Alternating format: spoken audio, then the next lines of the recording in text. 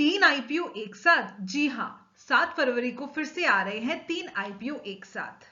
इनकी detail analysis आपको हमारे आईपीओ प्लेलिस्ट में जाकर हमारे चैनल पेज पे मिल जाएगी। बात करते हैं कैपिटल स्मॉल फाइनेंस बैंक की, तो ये आईपीओ आ रहा है 7 फरवरी को और इसकी अंतिम तिथि है 9 फरवरी। जान लेते हैं कंपनी के बारे में। तो ये कैपिटल स्मॉल फाइनेंस बैंक, जैसा कि नेम सजेस्ट कर रहा है, ये एक स्मॉल फाइनेंस बैंक है। आपको बता दें कि ये फर्स्ट ऐसा non NBFC micro finance bank है जिसको स्मॉल फाइनेंस बैंक का लाइसेंस मिला है। कंपनी की स्ट्रॉन्ग प्रेजेंस है बेसिकली रूरल एरियाज में और सेमी अर्बन एरियाज में, जहां कंपनी ज्यादा काम करती है। और ये जो काम कर रही है ये ब्रांच बेस्ड ऑपरेशनल मॉडल है, यानी कि जिन जिन एरियाज में कंपनी काम कर रही है सब जगह कंपनी ने अपने छोटे छोटे ब्रांचेस खोल रखे हैं। अगर हम ब्रांचेस की बात करें तो आपको जानकर हैरानी होगी कि ये सिर्फ 5 स्टेट्स में काम कर रही है कंपनी, जिसमें एक यूनियन टेरिटरी है चंडीगढ़, जिसमें टोटल 172 ब्रांचेस हैं और 174 एटीएम्स है।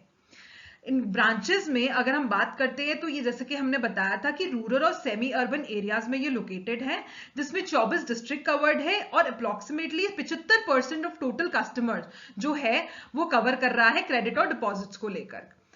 कैपिटल स्मॉल फाइनेंस बैंक का मेजर एम है, मेजर टारगेट कस्टमर है मिडिल इनकम कस्टमर, जो कि मिडिल क्लास कस्टमर होता है उनको टारगेट करना। और ये एम कर रहे हैं कि वो मिडिल इनकम कस्टमर के प्राइमरी बैंकर बन जाएं।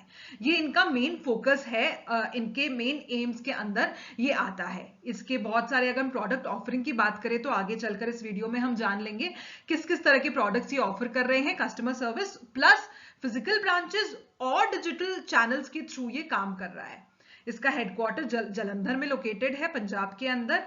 और ये अगर हम स्टेट्स की बात करें तो जैसा कि हमने बताया था 5 स्टेट्स, पंजाब, हरियाणा, राजस्थान, दिल्ली, हिमाचल प्रदेश और यूनियन टेरिटरी चंडीगढ़ में है। प्रोडक्ट्स की अगर बात करते हैं तो इसके बेसिक प्रोडक्ट्स हैं saving account, current account, term deposit और लोन्स। और इंटरेस्ट रेट्स में अगर हम बात करते हैं तो ये आता है deposit account, domestic term deposit, NRE term deposit और एडवांसेस।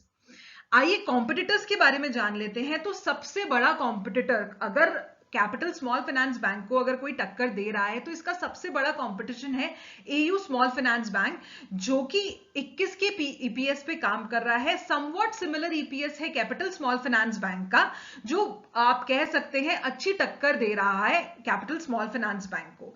इसके अलावा अगर हम इसके कॉम्पिटिटर्स की बात करें तो उज्जीवन है, इक्विटास है, सूर्योदय है, इसैफ है।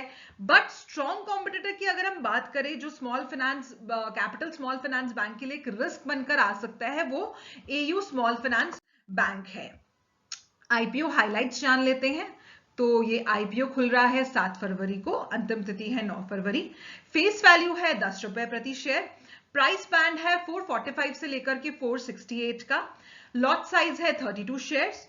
इशू साइज अगर हम देखते हैं तो ये आईपीओ है, छोटा आईपीओ है ये 523 करोड़ का टोटल आईपीओ है, जो कि डिवाइडेड है फ्रेश इशू और ऑफर फॉर सेल। यहां पर ऑफर फॉर सेल सिर्फ 73 करोड़ का है और फ्रेश इशू अगर हम देखते हैं तो वो 450 करोड़ का है। फाइनेंशियल्स कंपनी के काफी स्ट्रॉन्ग रहे हैं और फाइनेंशियल्स जानना बहुत इंपॉर्टेंट है। तो आप देखेंगे कि एसेट्स में कंपनी ने काफी अच्छी ग्रोथ करी है, जो करीब 6000 करोड़ के था 2021 में, वो 7000 करोड़ पहुंच गया 2022 में, और उसको मेंटेन करते हुए 2023 में इतनी ज्यादा ग्रोथ नहीं दिखाई है। स्टिल उसने करीब 8000 के करीब पहुंचा दिया है, जो 23 में अचीव कर लिया है इन्होंने। रेवेन्यू अगर हम देखते हैं तो रेवेन्यू में भी अच्छी ग्रोथ दिख रही है कंपनी के। 557 करोड़ था, जो कि 632 करोड़ हुआ है, और 23 में 725 करोड़ हो गया है। प्रॉफिट्स में कंपनी ने काफी अच्छा उछाल दिखाया है, जो कि 2021 में 40 ही था, वो 2023 में ऑलमोस्ट 93-94 करोड़ हो गया है, और 23 में मेंटेन करते हुए काफी अच्छी जंप हमको अब तक दिख रही है 30 सितंबर तक, जो कि 54 करोड़ का है। नेट वर्थ भी कंपनी का बहुत अच्छा इंक्रीज हुआ है। 2021 में जहां खाली 450 करोड़ था, वहीं इंक्रीज होकर के 2023 में 600 करोड़ के करीब पहुंच गया है। रिजर्व्स एंड सरप्लस में भी कंपनी ने काफी अच्छी बढ़ोतरी दिखाई है, 416 से जंप किया है 570 के करीब। और बोरिंग्स ये क्योंकि ये एक इन्वेस्टमेंट आप कह सकते हैं, एक फाइनेंस कंपनी है, तो बोरिंग्स होना company, it's not wrong, borings है कंपनी की, but still company is doing very good. Company की इतनी ज्यादा बोरिंग्स नहीं है। अगर आप देखते हैं डेट इक्विटी रेशियो भी 1 से कम है, तो कंपनी की बोरिंग्स यहाँ पर मॉडरेट बोरिंग्स है। 2023 में 721 करीब बोरिंग्स है। अगर हम की परफॉर्मेंस इंडिकेटर्स की बात करें तो रिटर्न ऑन इक्विटी 16% है, डेट इक्विटी जैसा कि हमने देखा था 0.95% है, और रिटर्न ऑन नेटवर्थ 15.33% है। ईपीएस प्री इशू देखते हैं तो 26 है और पोस्ट इशू 24 रह जाएगा।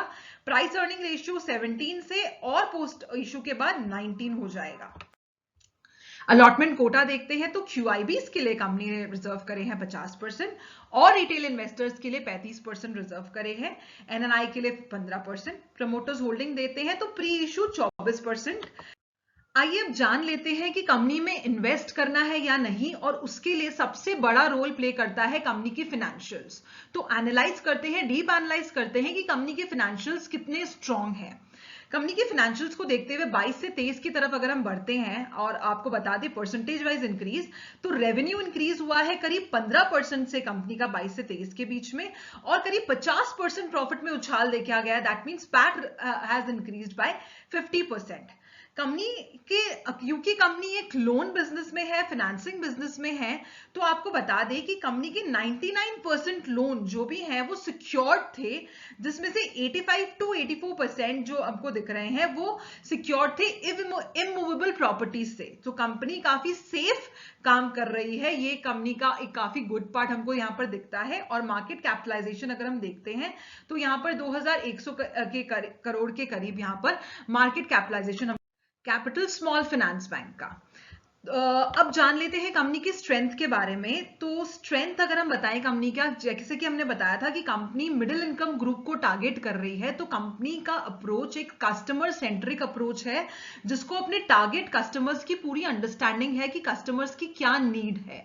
तो ये कंपनी की सबसे बड़ी स्ट्रेंथ बनकर आती है। उसके साथ ही कंपनी का जो रिटेल फोकस लाइबिलिटी फ्रेंचाइजी है, उससे कंपनी का करंट अकाउंट और सेविंग अकाउंट का हाईएस्ट शेयर है, कासा, जो कि आपको यहाँ दिख रहा है। That means highest share of current account and saving accounts company का है।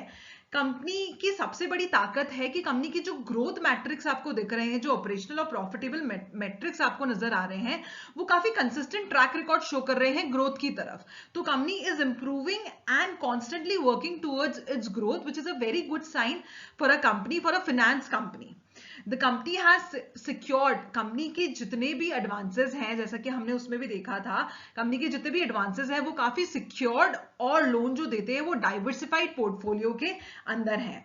तो आपके पोर्टफोलियो को देखते हुए medium to long term rewards के लिए आप ये सोच सकते हैं, हालांकि आप जो भी डिसीजन लें अपने फाइनेंशियल एडवाइजर से राय करके ही वो डिसीजन लें। रिस्क फैक्टर्स अगर हम कंपनी का जानते हैं तो सबसे ज्यादा रिस्क फैक्टर ये जो जिन 5 स्टेट्स में कंपनी काम कर रहा है, that is concentrated in north India. तो इसका 87% ब्रांचेस जो हैं वो सिर्फ और सिर्फ एक ही स्टेट में लोकेटेड है, जो कि पंजाब है। तो ये एक रिस्क फैक्टर बन के आ जाता है कि कंपनी का एक्सपेंशन नहीं है all over India, and company is concentrated just in north India. तो कोई भी अगर एडवर्स चेंजेस होते हैं नॉर्थ इंडिया की इकोनॉमी में, कुछ भी कैलामिटी वाइज या कुछ भी गॉड फॉरबिड कुछ ऐसा हो ना, बट अगर कुछ भी होता है तो वो कंपनी के फाइनेंशियल कंडीशन को, कंपनी के ऑपरेशनल कंडीशन को और कैश फ्लो को बहुत बुरी तरह से अफेक्ट कर सकता है। ये एक कंपनी का रिस्क फैक्टर यहाँ एक रेड फ्लैग रेज करता है। और सेकेंडली कंपनी के जो भी कंपनी जब काम करती है, फाइनेंस कंपनी होने के कारण काफी प्रूडेंशियल नॉर्म्स है जो कंपनी को मीट करने पड़ते हैं, और अगर वो कंपनी मीट नहीं कर पाती है तो कंपनी के फाइनेंशियल कंडीशन और ऑपरेशंस पे क्वेश्चन उठ सकता है। तो आप आईपीओ ऑब्जेक्ट्स की तरफ बढ़ते हुए देख लेते हैं। ये एक कंबाइंड है ऑफर फॉर सेल और फ्रेश इशू का। तो जो भी नेट प्रोसीड्स आएगी, कंपनी टारगेट कर रही है उस नेट प्रोसीड्स को अपना कैपिटल बेस इंक्रीज करने के लिए, that is tier 1 capital base. Tier 1 capital base होता है कंपनी का कोर कैपिटल जो होता है, उसको इंक्रीज करने के लिए, ताकि कंपनी अपनी कैपिटल रिक्वायरमेंट्स को बेटर कर सके फ्यूचर में, और जो भी एक्सपेंसेस है ऑफर से रिलेटेड उसको मीट कर सके। ये कंपनी का ऑब्जेक्ट है आईपीओ में।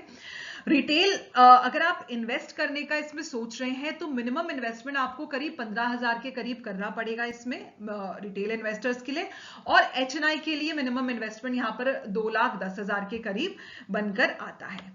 तो इसकी लिस्टिंग डेट है 14 फरवरी। Thank you for watching and do watch our other videos too. हमारी आईपीओ प्लेलिस्ट पे जाकर अभी 7 तारीख को जितने भी आईपीओज आ रहे हैं बैक टू बैक, आप सबकी डिटेल एनालिसिस देख करके अपने लिए एक फायदेमंद डिसीजन ले सकते हैं। Thank you.